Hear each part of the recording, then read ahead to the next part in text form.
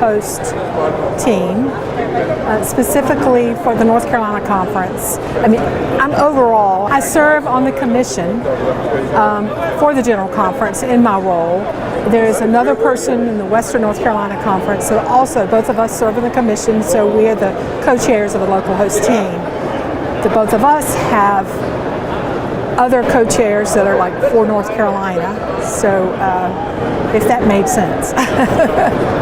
So we started working on General Conference. I was asked to fill this position by my bishop at the time. Bishop Fairley, when he was overseeing North Carolina Conference, invited me to do this position. It was November of 2022. We started working on it in 23. First commission meeting was in May of 23. I think I've made about 4 trips to Charlotte, seeing different venues and different times here in the conference center. We started working on recruiting of volunteers. We recruited coordinators overseeing hotel, convention center, registration, and something I'm missing, airport.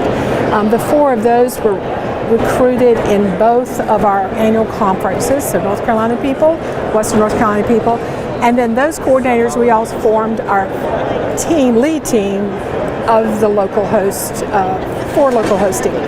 We started recruiting volunteers in all those different areas in January. We were doing a lot of word of mouth stuff beforehand, but as far as filling out the software and doing the forms and applying for accounts, all of that started in January. And we've been doing that, it's taken, all of this time, but a lot of preparation ahead of time. But now we're seeing the fruition of all of that. So, but we're excited about all of the things that have happened. Yeah. We came about 5 days before General Conference ever started. We started working on Thursday, April the 18th, because that's when Central Conference delegates came into town. So we wanted to be sure they had transportation to airports, conscious of language and being conscious of making sure that they were welcome and just being hospitable to all people. So I think that's the kind of pre-work that we did beforehand, before the conference ever really started.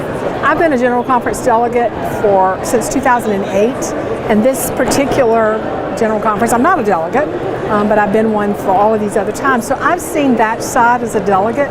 I've never seen this side as local host team or what has to be done.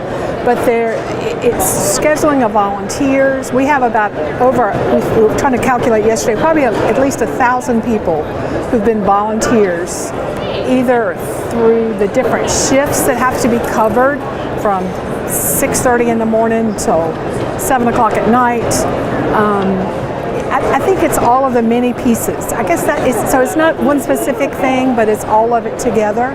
From scooters for people for the bishops who need to have scooters to be able to go where they need to go. So making sure accessibility is good is available for people.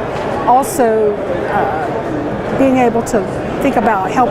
Like, we didn't know until we got here that we were going to help with some interpretation kind of things, with helping pass out interpretation devices and little things that you don't think about at the time. So we think now we should write a book about this is what we didn't know we needed to know, and now we know it, so for the next time.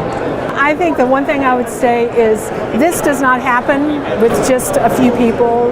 Sometimes there may be a few names that you associate with local host team, but there are literally hundreds of names that should be mentioned of people who've helped, and it could not have happened without so many people participating. So a big thank you, I would say, to everyone who's made that possible.